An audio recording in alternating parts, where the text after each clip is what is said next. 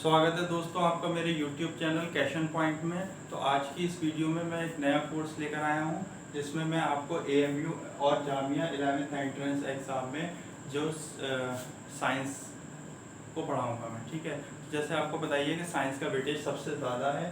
ठीक है, 50 मार्क्स का आता है आपका आउट ऑफ 100। ठीक है, 100 में से 50 मार्क्स का आपका साइंस का पेपर आता है। ठीक है, तो अगर आप मेरी वीडियोस को देखते हैं और इसको फॉलो करते हैं तो आप जो है 40+ मार्क्स आराम से ला सकते हैं। ठीक है, तो अभी हमें एंट्रेंस टेस्ट की डेट तो एग्जैक्ट पता नहीं है, तो हमारा काम है पढ़ना, हम पढ़ते हैं। ठीक है, तो सबसे पहला हमारा जो चैप्टर है हम जो है 9th क्लास से लेकर के चलेंगे।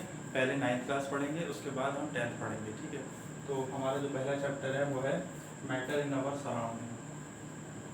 ठीक है, तो मैटर क्या होता है, मैटर की डेफिनेशन क्या है। तो मैटर क्या है, anything which occupy space and has mass is called matter. ठीक है, कोई भी चीज़ जो स्पेस ऑक्यूपाई करे और उसमें मास हो, ठीक है, वो क्या है, मैटर है। ठीक है, कोई भी चीज़ जो हम देख पा रहे हैं अपनी आंखों से वो क्या है, मैटर है। जैसे कि ये डस्टर ले लीजिए, तो डस्टर क्या है, ये एक मैटर है। क्यों, क्योंकि ये एक कुछ ना कुछ स्पेस ऑक्यूपाई करेगी, कोई ना कोई जगह घेरेगी। ठीक है, ऐसे ही इसमें कुछ मास भी होगा। ठीक है, ऐसे ही आप मार्कर ले सकते हैं, ब्लैक बोर्ड ले सकते हैं, कुछ भी चीज़ जो आप अपनी आंखों से देख पा रहे हैं वो एक मैटर है। ठीक है, now the states of matter, कितनी स्टेट्स होती हैं, 3 स्टेट होती हैं मैटर की। 9th 10th के लेवल तक हम जो है 3 स्टेट्स ही पढ़ेंगे। कौन कौन सी हैं, सॉलिड, लिक्विड और गैसेस स्टेट। ठीक है, नेक्स्ट हम देख लेते हैं फोर्स ऑफ अट्रैक्शन। तो फोर्स ऑफ अट्रैक्शन में क्या आएगा आपका कि कोई भी चीज़ हम देंगे यहाँ पर रटेंगे नहीं। ठीक है, अब इसमें मैंने ऐसे लिख दिया है कि ये जो फोर्स ऑफ अट्रैक्शन है वो सॉलिड में मैक्सिमम है और गैसेस में मिनिमम है। तो आपको ये चीज़ रटनी नहीं है, आपको देखना है कि कैसे ये चीज़ है। ठीक है, तो जैसे कि मैं डस्टर का एग्जाम्पल ले लूँ, ये एक सॉलिड बॉडी है। ठीक है, एक सॉलिड बॉडी है, इसमें मैं फोर्स ऑफ अट्रैक्शन कह रहा हूँ कि मैक्सिमम होगी। कैसे, इसके जो पार्टिकल्स हैं वो बहुत ज़्यादा करीब हैं। ठीक है, जो बहुत अच्छी तरीके से बाउंड है। अगर मैं इस तरीके से इसे खींचता हूँ तो क्या होगा, ये अलग नहीं होगा। ठीक है, क्यों, क्योंकि इसमें फोर्स ऑफ अट्रैक्शन बहुत ज़्यादा है। ठीक है, लेकिन अगर मैं गैसेस की बात कर लूँ तो गैसेस के पार्टिकल्स आप देखते हैं किस तरीके से होते हैं, इस टाइप से। ठीक है, वो फ्री टू मूव करते हैं। ठीक है, कहीं भी मूव कर सकते हैं।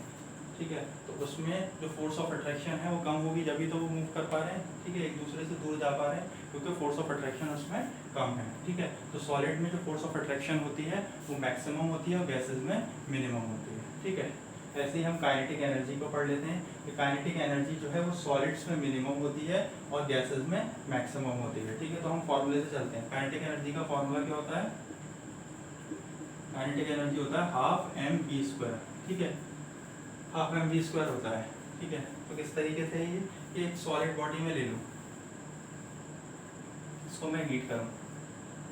ठीक है, इसके पार्टिकल्स जो है बहुत ज़्यादा करीब हैं, तो जब मैं हीट करूँगा तो इनके पास जगह नहीं है मूव करने के लिए, सॉलिड पार्टिकल्स के लिए। ठीक है, तो इसमें जो ये मूव करेंगे बहुत ज़्यादा मूव नहीं कर पाएंगे, अपनी जगह पे थोड़ा बहुत वाइब्रेट कर सकते हैं। ठीक है, सॉलिड पार्टिकल्स। लेकिन अगर मैं गैस की बात कर लूँ, ये मैंने एक पूरा कंटेनर ले लिया।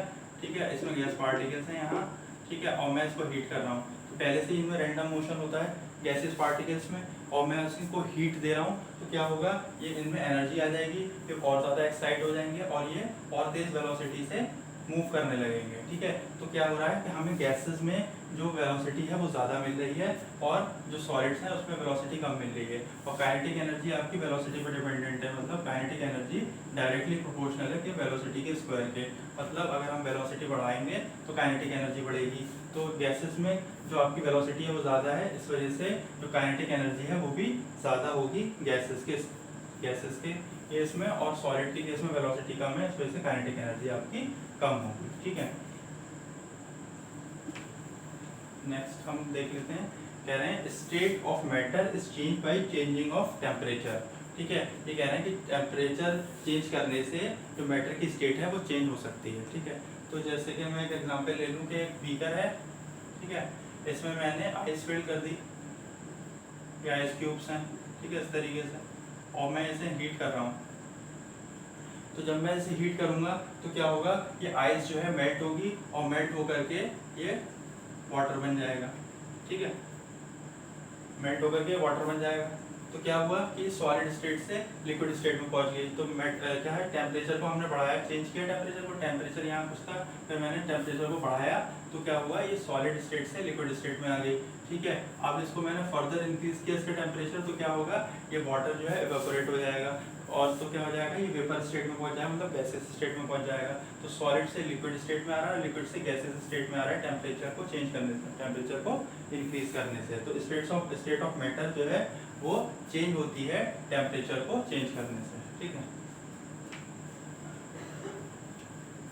नेक्स्ट है हमारा सब्लिमेशन। सब्लिमेशन क्या है, एक प्रोसेस है जिसमें जो सॉलिड है वो डायरेक्टली कन्वर्ट हो जाता है गैस में। ठीक है, and vice versa, vice versa मतलब इसका उल्टा भी हो सकता है कि गैसेस स्टेट से डायरेक्ट सॉलिड स्टेट में पहुंच जाता है, लिक्विड स्टेट में नहीं आता है, सॉलिड से गैसेस में पहुंच जाएगा, या गैसेस स्टेट से सॉलिड स्टेट में पहुंच जाएगा। ठीक है, तो इसका मैं एग्जाम्पल, आपने एक्सपेरिमेंट भी किया होगा कि ये एक चाइना डिश है। ठीक है, इसमें मैंने अमोनियम क्लोराइड डाल रखा है। ठीक है, यहाँ मैंने इसे ट्राइपॉड स्टैंड पर रख दिया और इसको हीट देना स्टार्ट किया। ठीक है, और ऊपर मैंने इसके क्या करा है, ये फनल लगा दिया है। ठीक है, ये ऊपर से ओपन है, तो यहाँ मैंने कॉटन लगा दी है। ठीक है, अब मैं इसके टेम्परेचर को इंक्रीज कर रहा हूँ, तो ये जो अमोनियम क्लोराइड है ये गैसेस स्टेट में पहुँच जाएगा और इसकी बॉल्स पर डिपॉजिट होने लग जाएगा। ठीक है, जब मैं इसको बहुत ज़्यादा हीट दूंगा, 5 मिनट तक अगर मैं हीट करूँगा तो ये इसकी बॉल्स पे डिपॉजिट होने लग जाएगा गैसेस की फॉर्म में। ठीक है, तो क्या हुआ, ये डायरेक्ट सॉलिड स्टेट से किस स्टेट में पहुंच गया, गैसियस स्टेट में। ठीक है, गैसियस स्टेट में। और जब मैं इसको इसकी जो हीट है इसे रिमूव कर दूंगा तो फिर क्या होगा, ये दोबारा से सॉलिड स्टेट में पहुंच जाएगा। ठीक है, तो सॉलिड स्टेट से गैस स्टेट में जाना है, गैस स्टेट से सॉलिड स्टेट में आने को हम क्या बोलते हैं, सब्लिमेशन।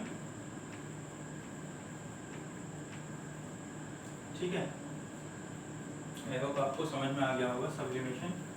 तो सब्लिमेशन का एग्जांपल अगर हमें देना है तो हम क्या है, अमोनियम क्लोराइड NH3Cl। ठीक है, NH3Cl बेस्ट एग्जांपल है सब्लिमेशन के लिए। ठीक है, ये सॉलिड स्टेट से डायरेक्ट आपका किसमें चेंज हो जाता है, गैसियस स्टेट में, लिक्विड स्टेट में नहीं जाता। ठीक है, अब मोस्ट इम्पॉर्टेंट डेफिनेशन जो है हमारी वो क्या है, लेटेंट हीट ऑफ फ्यूजन। ठीक है, लेटेंट हीट ऑफ फ्यूजन, ये क्या होता है लेटेंट हीट ऑफ फ्यूजन। तो सबसे पहले हम पढ़ लेते हैं कि लेटेंट हीट क्या होती है।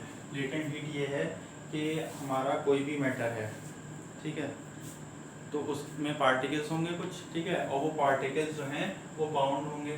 ठीक है, ये अगर ये मॉलिक्यूल्स हैं, ठीक है, और यहाँ पर ये बाउंड हैं, एक दूसरे से जुड़े हुए हैं, और इनके बीच में ये क्या है, इंटर पार्टिकल फोर्सेज हैं, इंटर पार्टिकल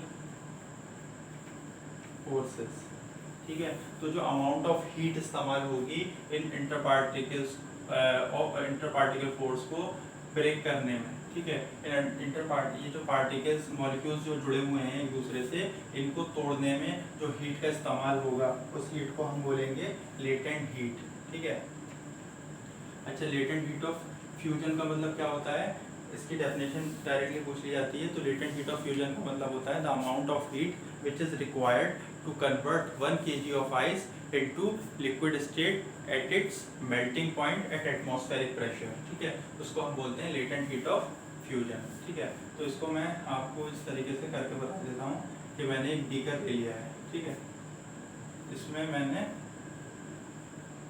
आइस को भर दिया है। ठीक है, ये मेरी आइस क्यूब्स हैं भरे हुए हैं, और मैंने इसको हीट करना स्टार्ट किया। ठीक है, यहाँ मैंने किसी तरह एक अरेंजमेंट में मैंने यहाँ पर थर्मोमीटर लगा रखा है ताकि टेम्परेचर मैं नोट कर सकूँ। ठीक है, तो शुरुआत में जब मैं इसको हीट दूंगा तो इसका टेम्परेचर इंक्रीज करना चाहिए, लेकिन टेम्परेचर इंक्रीज नहीं कर रहा। क्या हो रहा है कि ये जो आइस है वो लिक्विड स्टेट में पहुँच रही है, मतलब पूरी की पूरी ये लिक्विड बनेगी पहले। ठीक है, जब तक ये पूरी तरीके से लिक्विड नहीं बन जाती इसका जो टेम्परेचर है वो इंक्रीज नहीं होगा। ठीक है, तो क्या हो रहा है कि जो अमाउंट ऑफ हीट यूज़ हो रही है वो काहे में यूज़ हो रही है कि जो इन आइस के इंटरमोलिकुलर फोर्सेज हैं उनको तोड़ने में इस्तेमाल की जा रही है। ठीक है, तो जितनी अमाउंट ऑफ हीट लग रही है इस आइस को तोड़ने में, लिक्विड स्टेट में पहुंचाने में, ठीक है, उस अमाउंट ऑफ हीट को हम क्या बोलेंगे, लेटेंट हीट ऑफ फ्यूजन। ठीक है, नेक्स्ट हम देख लेते हैं latent heat of vaporisation. Latent heat of vaporisation, latent heat of vaporisation क्या है कि इसको भी मैं एक एग्जांपल देकर के समझा लेता हूँ। इसमें मैंने कंटेनर में मैंने वाटर फिल कर दिया है, ठीक है। अब मैंने इसे नीचे से हीट देना स्टार्ट किया और यहाँ मैंने एक थर्मोमीटर लगा दिया है ताकि मैं टेम्परेचर को नोट कर सकूँ, ठीक है। तो शुरुआत में जब मैं इसे हीट दूंगा तो वाटर मॉलिक्यूल्स में जो है इस हीट को एब्जॉर्ब करेंगे और क्या होगा, इसका टेम्परेचर इंक्रीज होगा, ठीक है। फिर एक पर्टिकुलर टेम्परेचर आएगा, तो उस टेम्परेचर के बाद जो है टेम्परेचर में फर्दर इंक्रीज नहीं होगा, ठीक है। वो टेम्परेचर कितना होगा, 100 डिग्री सेल्सियस, ठीक है। इस टेम्परेचर को हम क्या बोलते हैं, बॉइलिंग पॉइंट ऑफ वाटर भी बोलते हैं, ठीक है। Temperature at which water start boiling, boiling point of water, ठीक है। इस टेम्परेचर पे पानी जो है बॉईल करना स्टार्ट कर देता है, ठीक है। तो अब जब हम इसे हीट दे रहे हैं, 100 डिग्री सेल्सियस पे पहुंच गया है, अब उसके बाद भी हम इसे हीट दिए जा रहे हैं, लेकिन जो है टेम्परेचर में इंक्रीज नहीं दिखा रहा, तो वो हीट हमारी जा कहाँ है, ठीक है, कहाँ जा रही है वो हीट। इसको मैं यहाँ पर बता देता हूँ कि मेरे ये वाटर के मॉलिक्यूल्स हैं, ठीक है, और इनमें ये इंटर पार्टिकल फोर्सेस हैं, ठीक है।